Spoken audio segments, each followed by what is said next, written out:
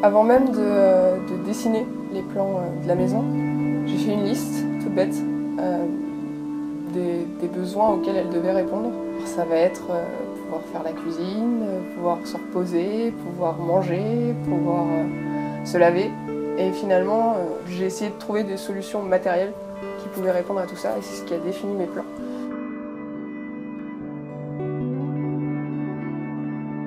C'est en ça que la tiny house est un habitat intéressant, parce que finalement elle se dessine en fonction de son propriétaire.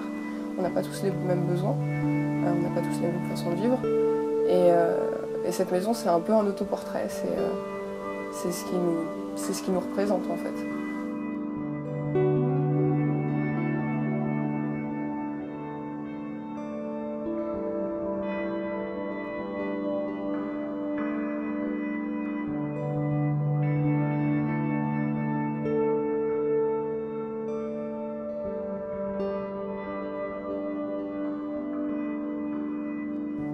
La construction de la maison a duré environ 8 mois.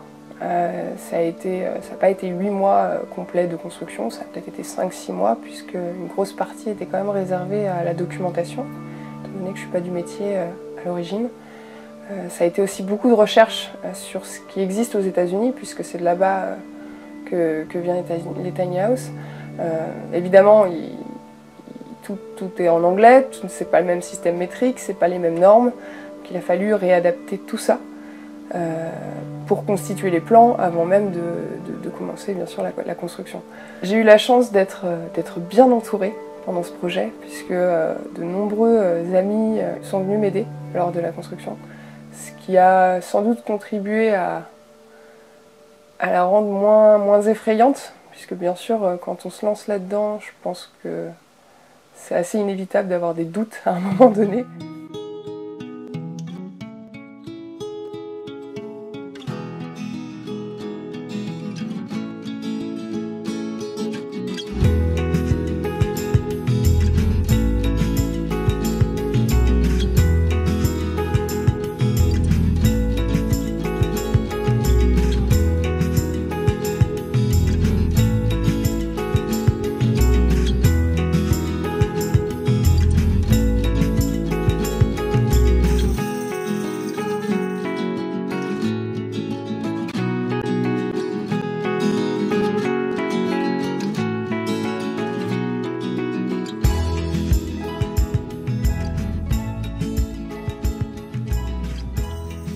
La démarche d'habiter dans une tiny house, c'est finalement d'investir son argent et son temps autrement qu'en payant sa maison, qu'en l'entretenant, qu'en faisant le ménage, toutes les activités domestiques que réclame une grande maison.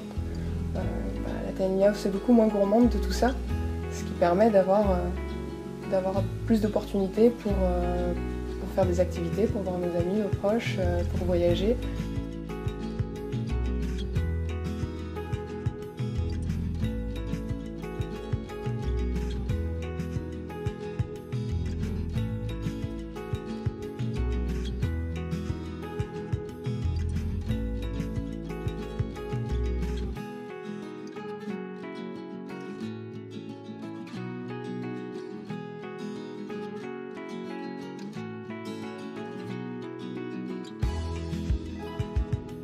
Ce que je défends, c'est regarder, on n'a pas besoin de sacrifier toute sa vie pour payer sa maison. Il y a d'autres façons de faire et ça ne coïncide pas avec le fait de vouloir des maisons de centaines de mètres carrés. Finalement, c'est complètement contradictoire en fait de vouloir à tout prix une grande maison et pour autant de ne pas être capable de la payer. Et de s'endetter sur 20 ans, peut-être en faisant un job qui ne nous plaît pas, peut-être peut-être en achetant des choses dont on n'a pas vraiment besoin.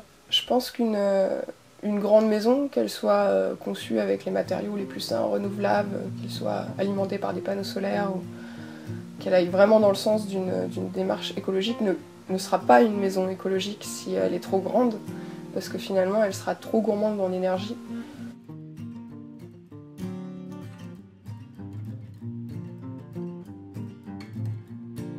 Je pense que cette maison peut devenir une sorte de facteur de lien social dans le sens où, vu que c'est un habitat atypique, souvent les gens s'interrogent.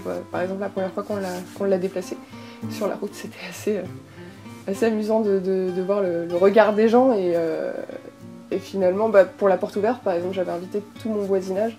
Ils sont tous venus, c'était super.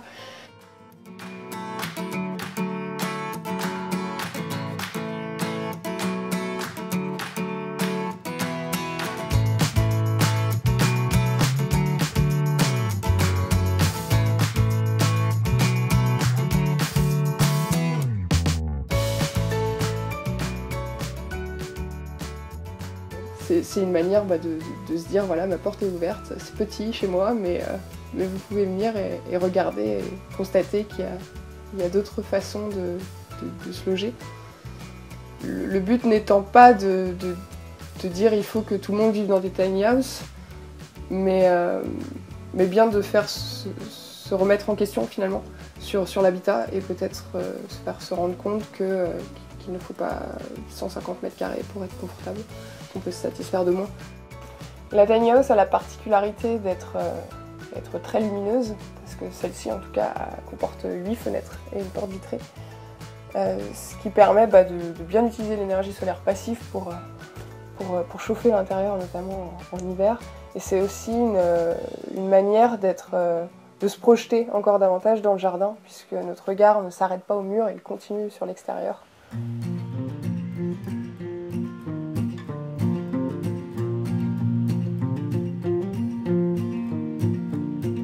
Disons que plus on a de choses matérielles, plus il est difficile de s'extraire de tout ça. Plus on possède de voitures, de maisons, de choses, plus on doit les assurer, les entretenir, les garer, Et plus c'est difficile de les quitter, bien sûr, parce qu'on nous met dans la tête que c'est ça le bonheur, parce qu'on nous met dans la tête que plus on acquiert, plus on consomme et plus on est. Alors que finalement, l'enrichissement, il peut être humain, il peut être à travers beaucoup d'autres choses.